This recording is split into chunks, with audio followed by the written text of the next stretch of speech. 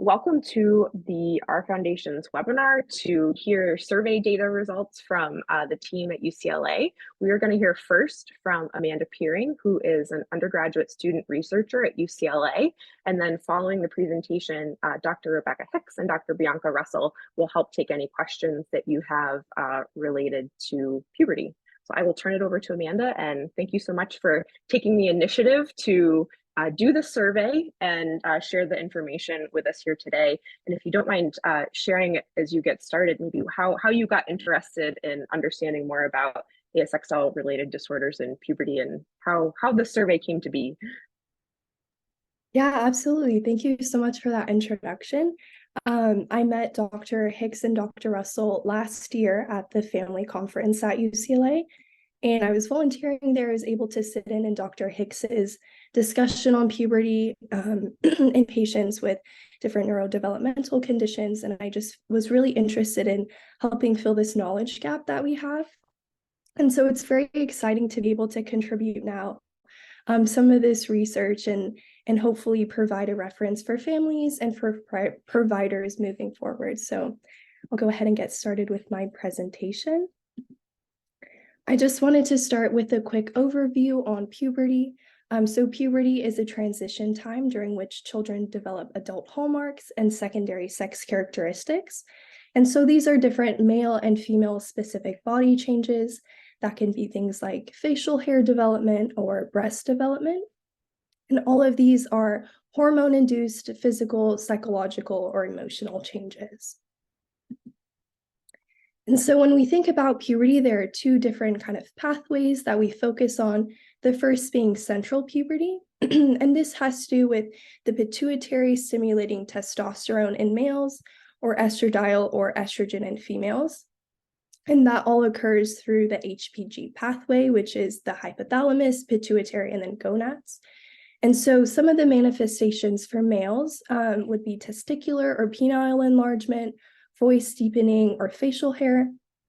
And for females, on the other side, we have the larche, which is breast budding, vaginal discharge, menarche, which is the first menstrual cycle. And typically we expect that to be 2 to 3 years after the larche or breast budding. The other main pathway that we view puberty in is the peripheral puberty, and that has to do with the adrenal glands secretion, specifically DHEA or DHEAS. And so this refers to adrenarche or adrenal androgen secretion, as I was saying. And some of the different manifestations include pubarche, which is pubic hair development, underarm hair development, acne, or adult body odor. And so as physicians are trying to objectively identify and assess the different developmental stages and sequences of puberty, they use what's known as Tanner stages, which is also known as sexual maturity ratings. And so on the screen, you can see for breast development, the different Tanner stages, pubic hair stage development, again, here in the middle. And then lastly, on the right, the different genital stage development. Throughout the presentation, I will refer to these as BS 1 through 5, PH 1 through 5, and GS 1 through 5, respectively. And here you can see the first stage is kind of a pre-pubertal stage, and then going down to the 5th stage is the most developed stage. And so when we're looking at precocious or early puberty, there are some key things to think of. So this usually occurs before the age of 8 years old in females and 9 years old in males. And as I was just explaining the kind of two different pathways, we have central precocious puberty, which is any premature activation of the HPG axis, or peripheral precocious puberty, which is anything that isn't resulting in that central activation. So this is more the pubic hair development and then also the breast development.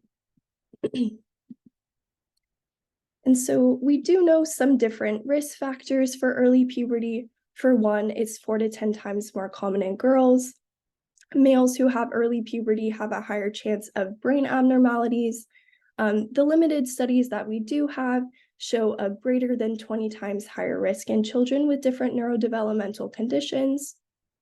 Early puberty has also been seen in patients with lower birth rate or intrauterine growth retardation, and that too is associated with some different neurodevelopmental conditions. And then from what we have gathered on patients with autism spectrum disorder, we have a greater than 4 times increase of early precocious puberty incidence. And so here are some of the clinical features we look out for and some of the concerns specifically regarding early puberty. In females, we think of breast development, vaginal discharge and or bleeding, and then tall stature with advanced bone age as some of the clinical features that we look out for. For males, it's testicular or penile enlargement with or without pubic hair. And again, looking at the tall stature with advanced bone age. And this presents a concern because if left untreated, it can lead to different psychological or behavioral issues. And then also regarding the short stature, we're thinking of early growth plate closure as being a concern. And then lastly, there's a concern for the risk of sexual abuse and pregnancy in girls. And so while we do know some of these different features and risk factors, before this survey, we didn't have much data at all or any data on puberty in patients with an ASXL syndrome. We don't have a natural history study that kind of well describes what the pubertal onset or menstrual cycle should look like. We don't well understand the risk for premature puberty.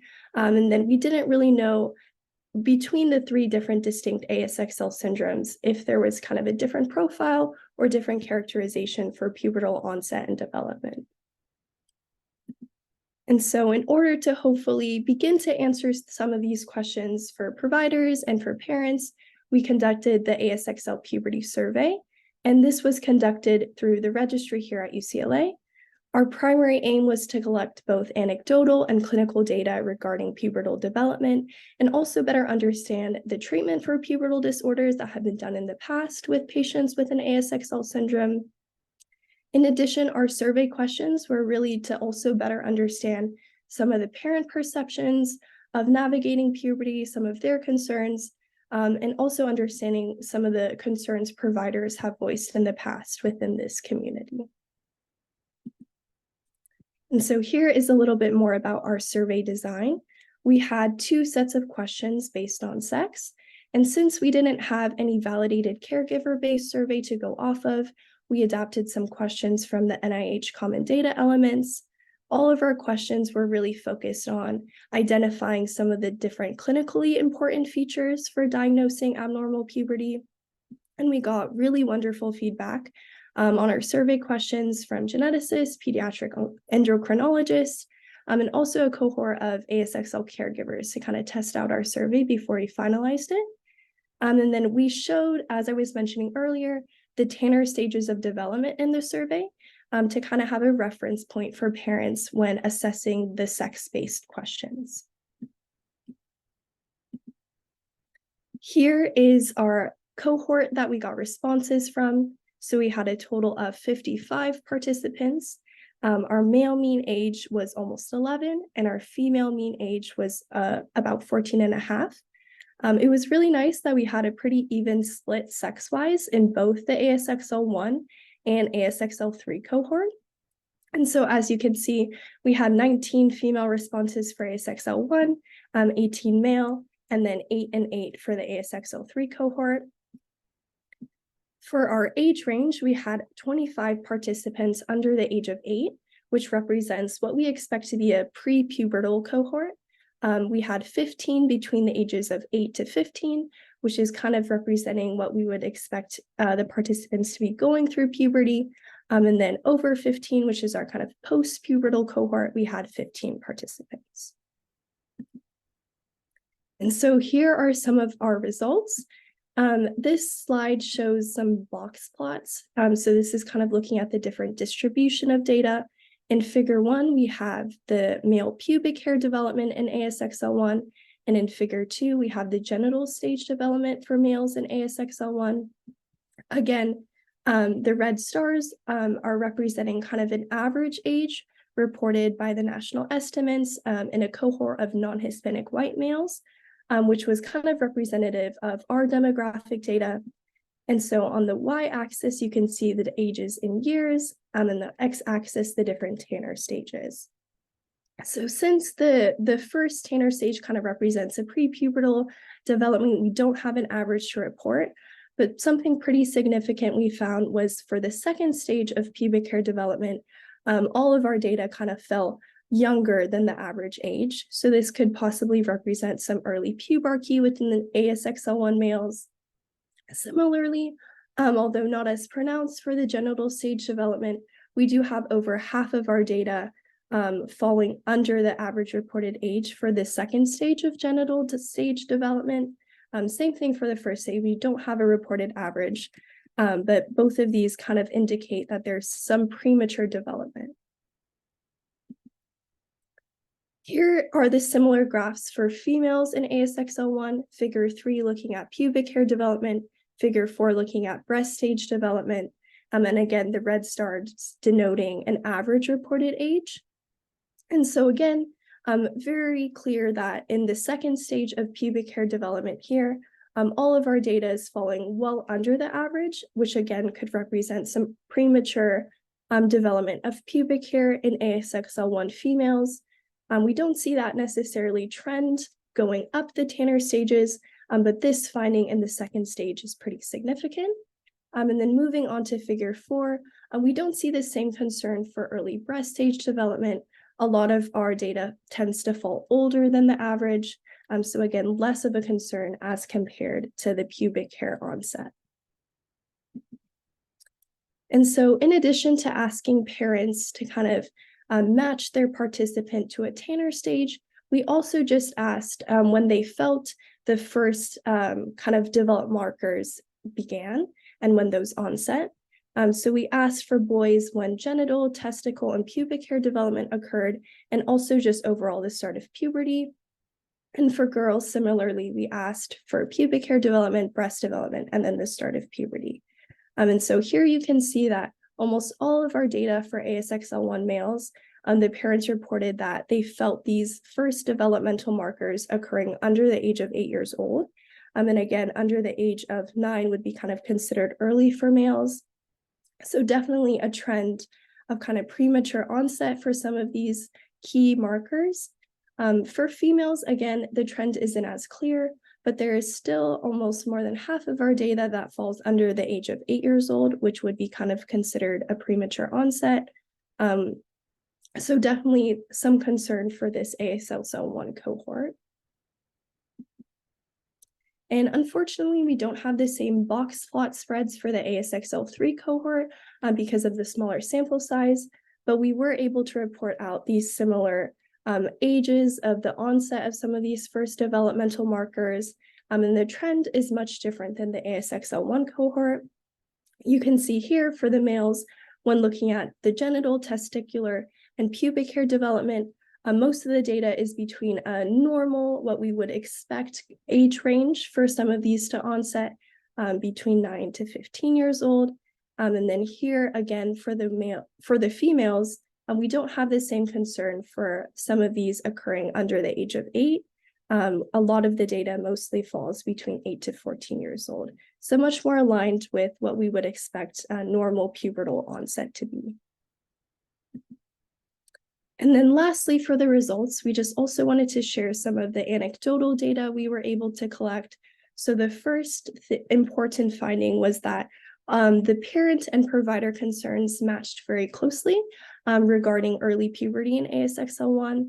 So this kind of validates some of the parents' concerns that they've been expressing. A lot of the times this is confirmed by a provider. Secondly, most parents reported earlier or about the same pubertal development compared to peers and siblings. And this was a trend we found across both gender and ASXL1 cohort. And then lastly, we found a lot of variance in the percentage of preparedness regarding menstruation among ASXL parents. And so this was definitely something we wanted to address in this study as well.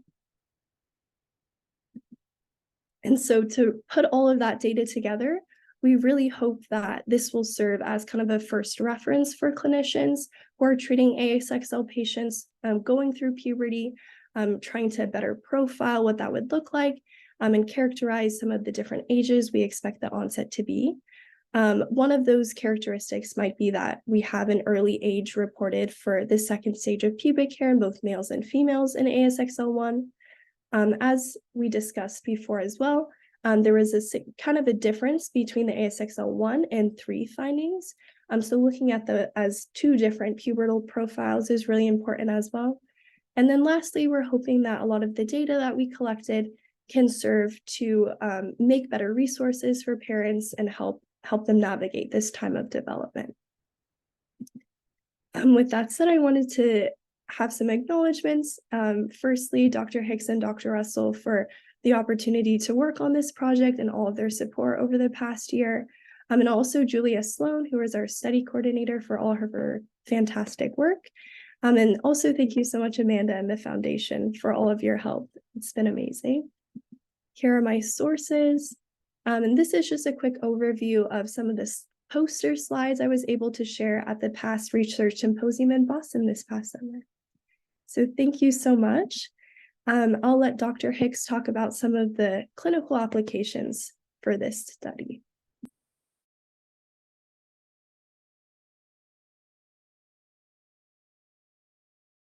Does anyone have any questions so far on the findings? I do have a question. So I know that the BOS patients have more and thicker hair. Does that play into any of like what parents think might be pubic hair, or is that a very separate, I guess, growth stage?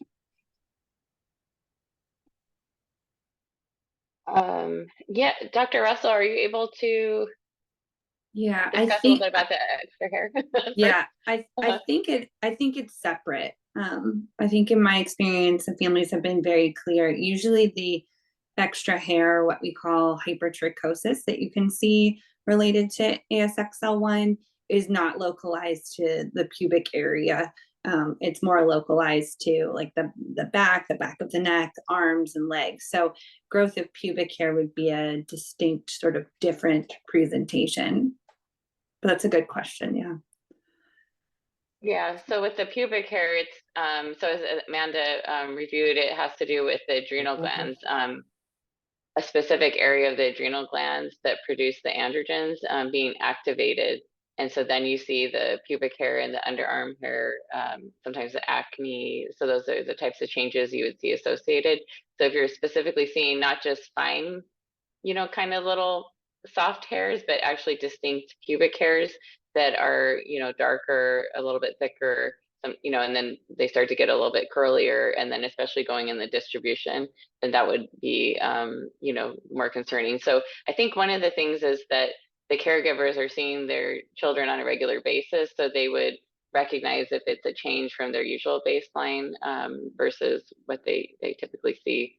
I think the other thing is what's not entirely clear and why we need more studies in the future is to see not just is puberty signs of it starting a little bit early, but is that something that we need to actually intervene? Because sometimes we see some early signs, but it's slowly progressive and the bone age is okay. So we don't always need to do something about it.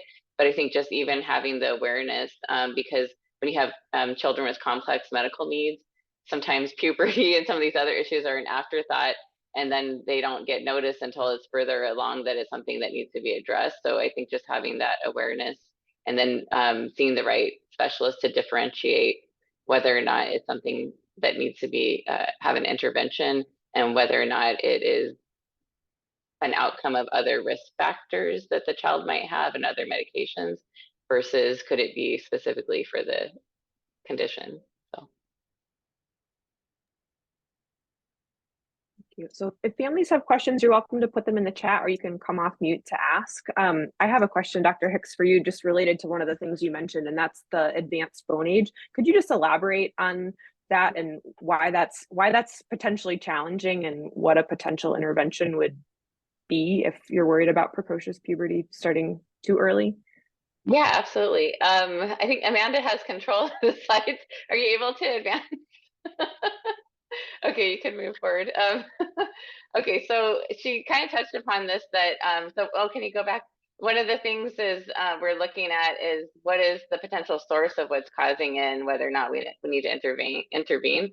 So as Amanda kind of touched upon, we're looking to see, does it seem like it's coming from the pituitary gland activating the gonads, or is another source that's causing it? And so we need to do evaluation first for that.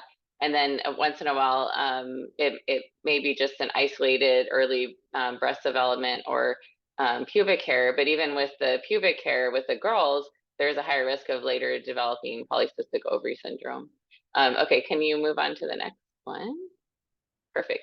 So the treatment, when we're thinking about whether or not to treat, what we look at is, first of all, when did the signs of puberty start? And I really try to get a sequence of events. When did you first notice, the breast development or the testicular enlargement? And in fact, those two sometimes are caught a little bit late because they can be a little bit subtle in the beginning when a girl has tiny breast buds, or if a boy has, subtle testicular enlargement. So, sometimes they'll have that before the pubic hair. So then we ask the sequence of the questions. And then if the bone age is advanced, the problem is they might be tall at that point in time, but it's sort of a tug of war between how fast you're growing and how much time you have to grow.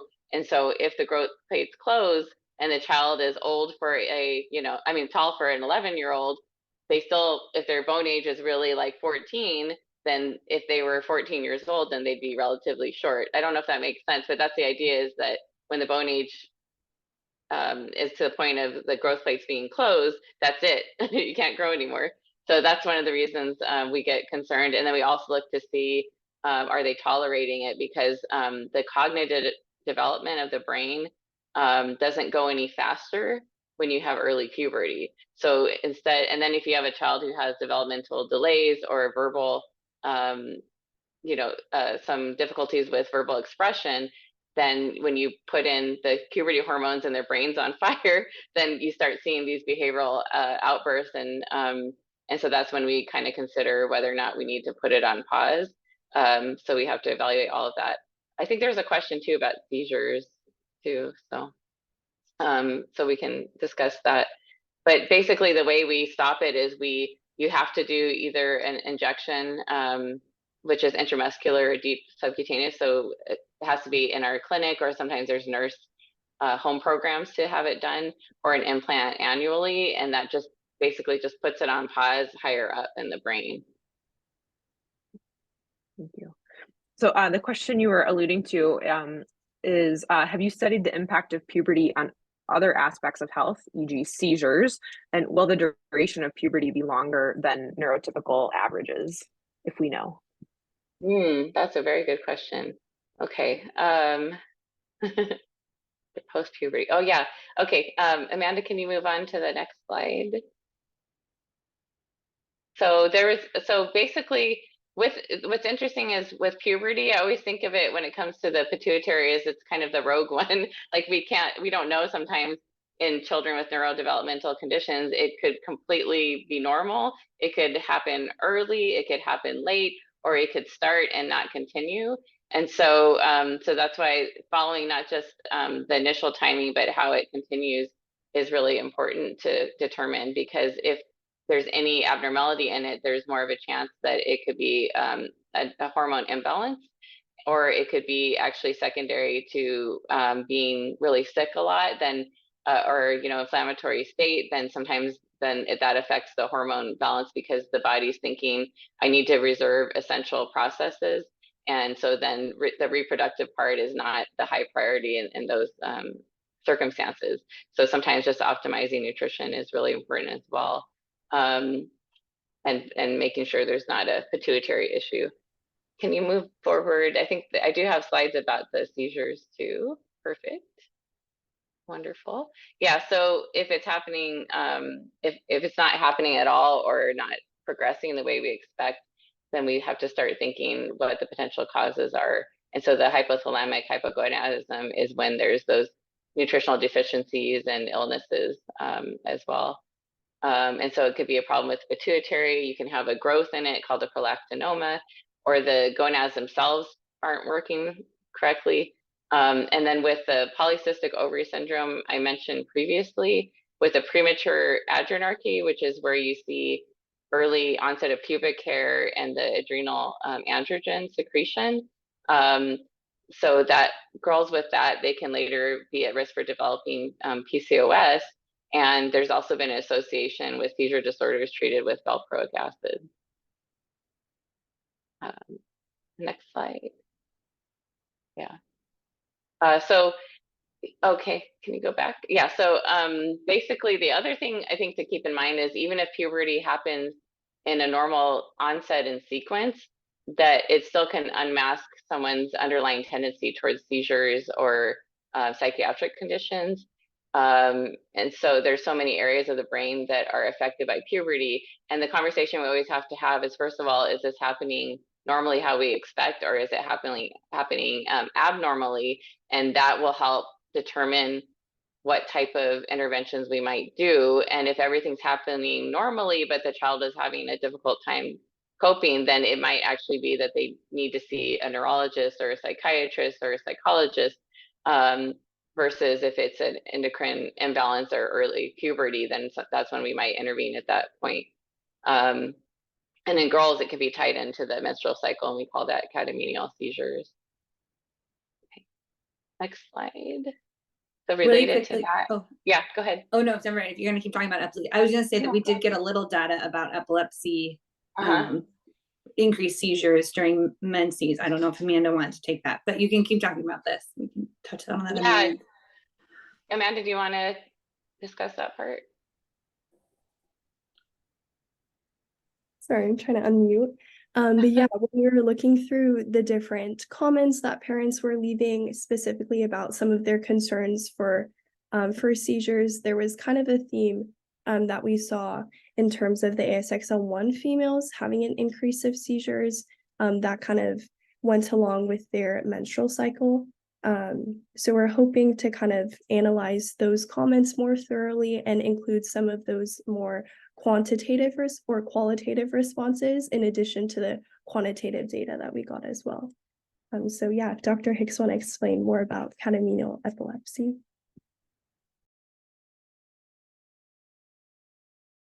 A seizure diary can help to try to see if it's related to the menstrual cycles, because the two main places you might see would be either right before the menstrual period or in between, in the midway point when ovulation happens, because that's when you see these fluctuations in the hormone levels that might trigger the seizures. So, and then can you, there you go.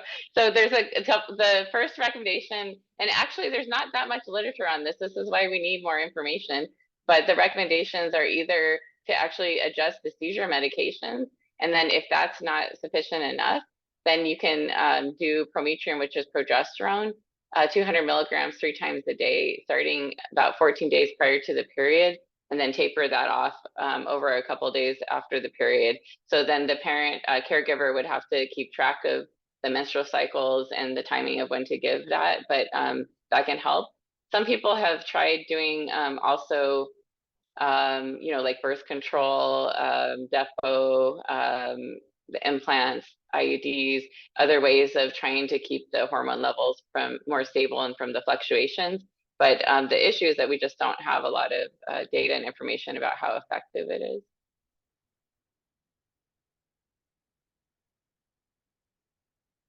And with the premature adrenarche with a higher DHEA levels, there has been association with increased risk of anxiety.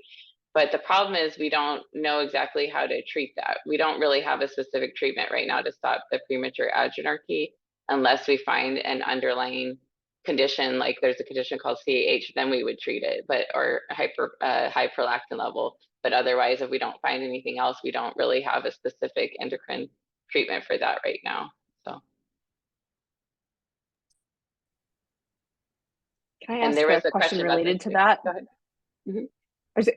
If a parent has a concern about a potential psychiatric issue or depression or anxiety, what provider is the right one for them to raise that with, and what's your recommended path through specialists?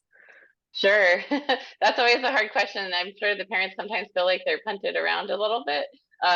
But I think if there is a question about whether or not there's a hormonal imbalance that's contributing, then a pediatric endocrinologist would make sense. I don't know how it is across the other states, but it seems like a lot of us are very impacted.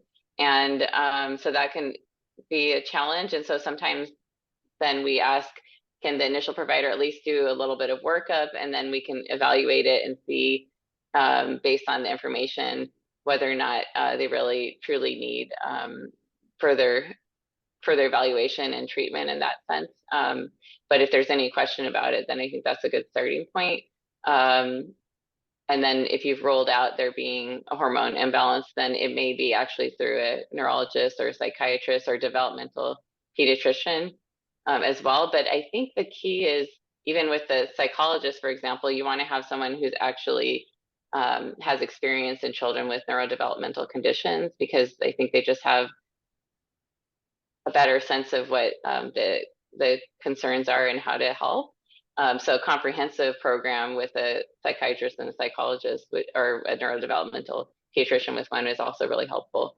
In terms of the gynecologist, a lot of them are not really that comfortable unless the patients are older, like maybe, I don't know, it depends on the gynecologist, but probably somewhere in the 14 to 16 year age range, and they may want the pediatric endocrinology evaluation first too. Thank you. Ready for another question, or would you like to keep going with a few slides? Sure. Yeah. What else? Excellent. So here's another one. How soon after the appearance of pubic hair should a bone age study be done? And there's a follow-up question about x-rays, or maybe you could just talk about what that means to get a bone age study. Sure. Yeah. So I would say if it's happening earlier than the expected age, it should be checked. So for girls, if it's before 8 years old, or for boys under 9 years old, if you're starting to see pubic hair, then, or breast development in a girl, or in a boy, the testicular enlargement or the enlargement of the genitals in general, then definitely it should be checked right then and there, because we are definitely more concerned if the bone age is advanced. And I think bone age can be a little bit confusing, because basically it's one set of standards of one child's hand and wrist at different ages, who doesn't have a reason to suspect issues with growth and puberty. But then you match the patient's bone age up to that and try to find the closest match. So I think that's something to keep in mind, that the child their bone age may differ a little bit, but still be within normal for that reason. And so we usually get a lot more concerned if the bone age is at least 2 years older than the chronologic age. But then we would also take into consideration if we're seeing the signs of puberty happen really quickly, because the initial bone age might be okay, and then it might start advancing. So sometimes we'll get a follow-up one 6 or 12 months later if we're concerned that things are just happening too fast. Thank you. And then here's a bigger picture question, and that is, what is the ideal sample size for a survey like this? And this is coming from an ASXL3 dad who noticed that there were only 16 ASXL3 families who completed this survey, and I noticed there weren't any ASXL2. So would love your thoughts on the inputs to the survey and what would give it more power. Is this enough to give you some good data? Maybe just speak to the survey, not the design, but the results and the uptake and taking the survey. I think this is a good question for Dr. Russell as the ASXL expert to see compared to how many there are in the world, if this is sufficient.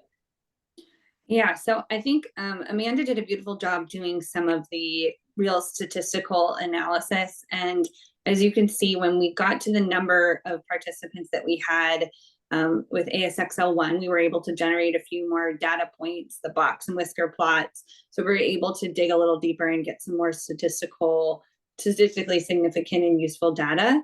The tricky part with this is that not everybody who completes a survey has gone through puberty. So that was one of our challenges, is that a large percentage of just in general identified individuals who have ASXL disorders are young, given the time course of when these conditions were identified, and that we know we're missing older individuals.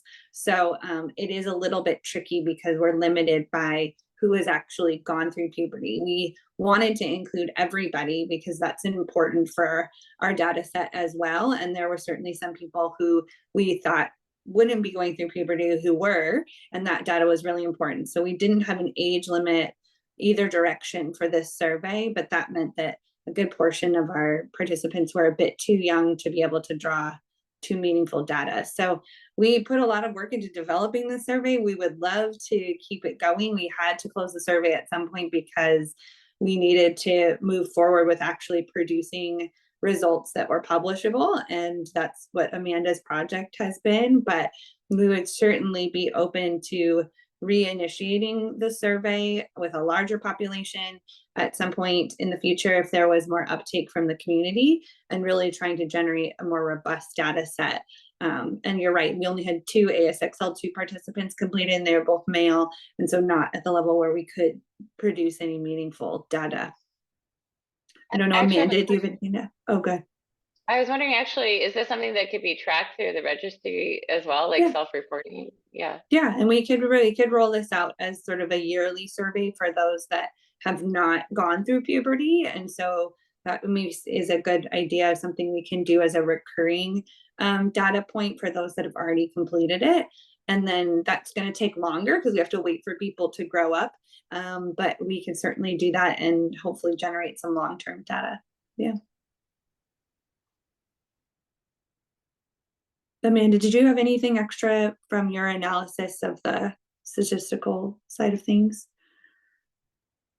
I will just say, like you said, I'm sorry I forgot to mention that we did have 2 ASXL2 participants, but they were included in kind of our overall demographic analysis, but not much more could be done further within that cohort.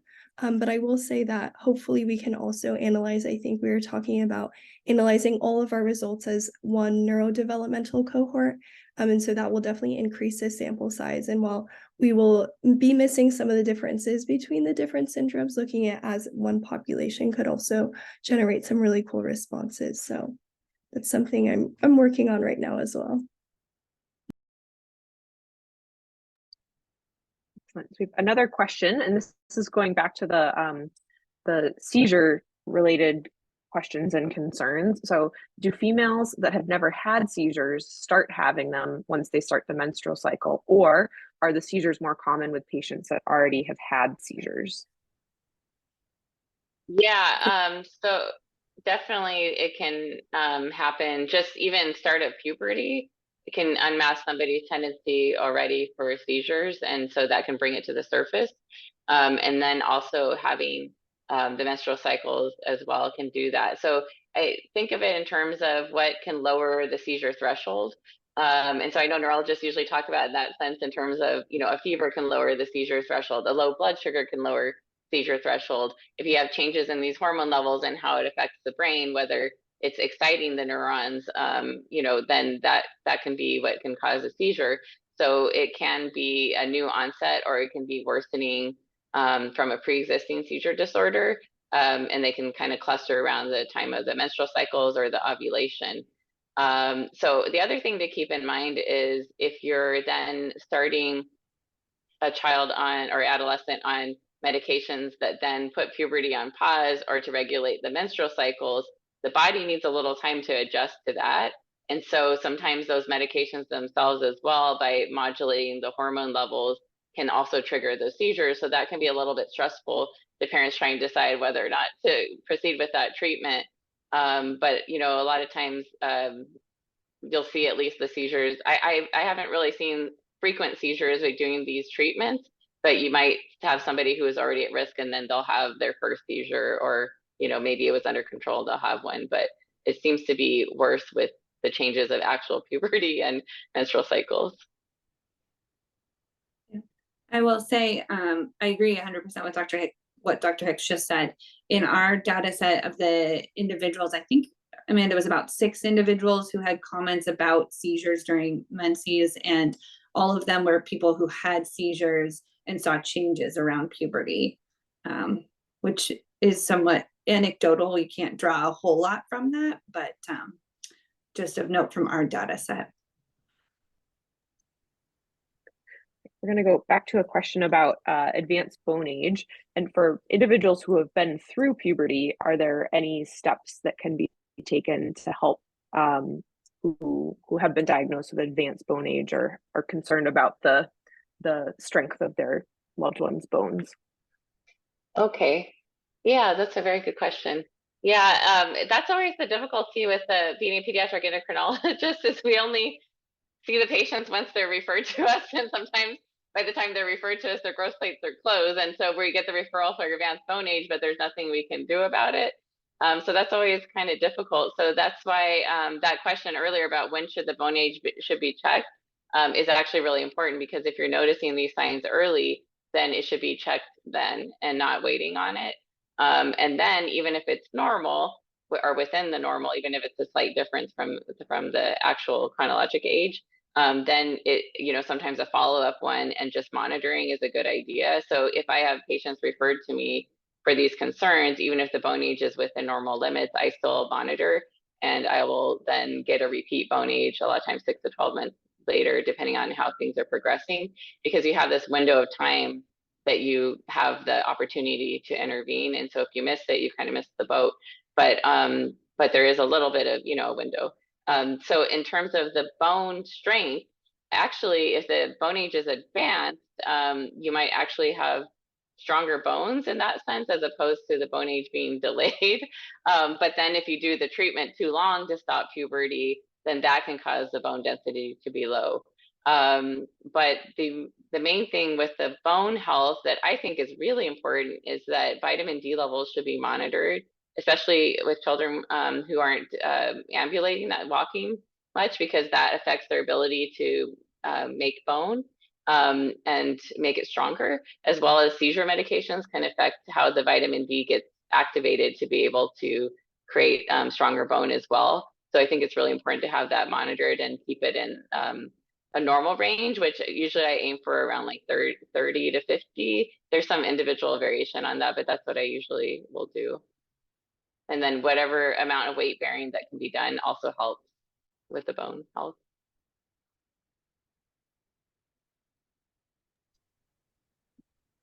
Thank you. So I see we're on the slide here with it looks like just general approaches for menstruation. I think that would be wonderful if you have a few minutes to cover that, as I'm sure that may be an unasked question for some of the individuals on this call. Absolutely. That's why I thought it was easier to have the slides so I could show you some of the information. So this is actually, still a bit controversial of what to do with girls who have the American Academy of Pediatrics, their guidelines, they say it's adolescents with disabilities, which covers a wide spectrum of conditions, which can be physical, cognitive, or overall neurodevelopmental. But so part of it is that it's really important to take the girls' point of view into perspective, and to not just automatically jump to stopping the periods and not letting them have them. And part of the reason is that you want to make sure that the genital tract is formed and there's no obstruction and there's no hormone imbalance or other health problem, because the health is the most important thing, first of all. And then if it turns out that the adolescent is having difficulty tolerating it, which could be different reasons, that some just can't handle the sight of blood, it can be difficult for hygiene, and I know there's the contraception concern as well, the risk of pregnancy. But the other thing to keep in mind is that doing the menstrual suppression is not going to protect her against like sexual abuse or sexually transmitted infections. So that should be kept in mind as well. And then it's important to consider the mobility as well, and the balance of the risks of the different options. And then as much as possible, the patient should be considered in the decision making. So we can move on to the next slide, and that just touches upon the different options. Let's see. So basically, even if you try to stop the menstrual cycles, the body again is adjusting to it, and there's different types of strategies and different doses. And so when you're first starting the treatment, there is actually a high rate of having some unpredictable breakthrough bleeding. So that's important to keep in mind that that might happen. And so you may not, if it's reasonable, you wouldn't stop the treatment right away, but you would, you know, continue and see as long as she's tolerating it. And then you would see if it's still not working, then you may need to try other approaches. And if you do trying to stop the periods altogether, there's a little bit more risk of having this unpredictable breakthrough bleeding. However, over time, sometimes the periods then just eventually stop. Or you could aim for a schedule where there's just the more scheduled bleeding a few times a year, where there's withdrawal from the hormone, you know, treatment, like maybe 4 times a year every few months. So, okay, and then the next slide. So it's a lot of information, but I just wanted to at least show the pictures so you could see the different options. You can actually do a birth control pill, or you can do a combined birth control patch, and that you just replace once a week. And then the other option is the ring, where it has to be inserted, a vaginal ring, but that can be a privacy issue as well. And then, you know, the other things are like the Depo-Provera, and Depo-Provera can work really well for menstrual suppression. But the thing to keep in mind with it is that that one can decrease bone density. And so generally, it's not recommended to continue more than a couple of years. And it may be a good idea to get what's called a DEXA scan to evaluate baseline bone density if it's possible to position the patient in that way to get it done. And then after that, you have to kind of reevaluate the risks and the benefits, and if there might be another option to continue long term. And so sometimes then it comes down to doing the implant or an IUD, but those are not what pediatric endocrinologists usually do. You usually would need to see a gynecologist to have the procedures done. And then the surgery, the endometrial ablation and hysterectomies, those are actually not recommended because of legal and ethical issues. And a lot of times those would have to go through an ethical board of ethics. Yeah. And so just lastly, this is just kind of covering who the specialist might be. And it depends on, first of all, what the issues are. Some things are very clearly need to go to a pediatric endocrinologist, like the puberty issues happening early or late, or the menstrual periods. But then for some of the other ones, if the periods are really irregular, then sometimes it might actually be adolescent medicine or gynecologist, depending on the patient's age and what the concern is. And then, you know, other times when it's behavior issues, if you've rolled out an actual endocrine imbalance or central precocious puberty, then they may actually need to see a specialist like a psychiatrist, neurologist, or developmental pediatrician. Yeah, I think that's all I had. Are there any other questions? I have a question I think is probably best suited for Dr. Russell from the chat. And this is just about bone density again, and recommendations on when a child should be referred for a bone density test. And this parent is noting that their child is newly mobile, newly walking and hearing joints popping, and if that's a reason for concern and if a bone density scan might be appropriate. So I think it's important to distinguish the difference between a bone age and a bone density scan. They're very, very different. A bone age is a single x-ray of the hand, and as Dr. Hicks has been talking about, looks just specifically at the growth plates and how open or closed they are. So it is used just to identify how far somebody has progressed sort of through puberty, where they're at in the development of their bones. It does not assess the density or strength of the bones. It's more used to assess bone growth and whether or not that's progressing in a typical timeline or faster or slower than it's supposed to. Bone density scans are completely different and involve multiple x-rays, usually involving the hips and the spine, and are specific to looking at the strength and sort of the density or sort of the thickness of the bones. And those are very much intended to assess the strength of the bones. They don't look at all the bones in the body. There are standardized assessments looking again mostly at the spine and the hips, and then they use those to sort of assess the overall density of the bones in the body. The majority of children in general, neurotypical children, we don't do bone density scans on because they have normal bone density unless they're getting recurring fractures or they have a medical reason why we think their bones would be weaker than other people. In the neurodevelopmental space, in children who are not walking or not weight bearing, the bones can be weaker because one of the ways that our bones get strong is by standing on them and applying pressure, which is why we talk about things like standers that help kids stand even if they're not walking, to help again put pressure on the bones and help those bones develop the strength that they need. So in somebody who's not walking, in somebody who's had bone fractures, in someone who's nutritionally not getting enough vitamin D and calcium in their diet, those are things that put them at risk of poor bone density, and bones end up something to think about doing density scans on.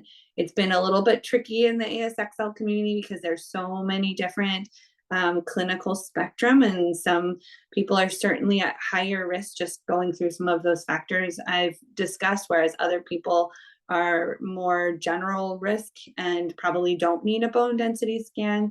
So we've not gotten to the point of recommending them universally, but it's certainly something that needs to be discussed with your primary care doctor, your geneticist, whoever it is that's helping to manage your child's care, and make sure that we're at least thinking about these bone density issues. But that's going to be, again, a very different medical issue than what Dr. Hicks has been talking about related to bone age and pubertal development. Right. I specifically was mentioning it for the Depo-Provera, especially as someone who's not really bearing weight much, like that would be a one to consider just so you have something to track. But I agree that routinely it's not needed for everybody. And the other thing is sometimes it can be difficult to be able to position the child in different ways to be able to get it done. Thank you. Excellent. Well, thank you all very much for the presentation. And as we close, I would love, Dr. Russell, if you could share with everybody, as we know that the data from the survey came through the ASXL registry, if people are interested in being a part of that, what are the steps to enroll and how do they get in touch with your team to do that? Sure. Amanda, maybe you could put in the chat the ASXL registry email. There you go. She had it ready to go. So go ahead and send us an email. Julia Sloan is our research coordinator, and she helps coordinate getting the enrollment process started. We can answer all of your questions.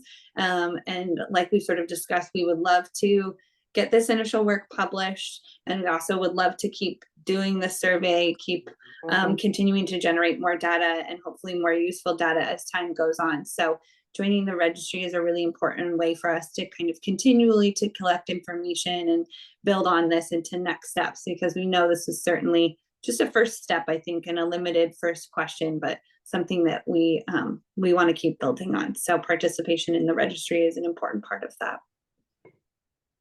Excellent. Well, thank you all very much to everybody for being here, and especially to Amanda Piring for taking interest in the subject and helping to develop the survey and sharing all the information with us today. We're really grateful to you and to Dr. Hicks and Dr. Russell for backing her up and helping her with this research journey. And we can't wait to see this published in the future. And again, please be in touch with the ASXL registry email if you're interested in participating in surveys like this in the future. Thank you, everybody. Thanks. Thank you so much.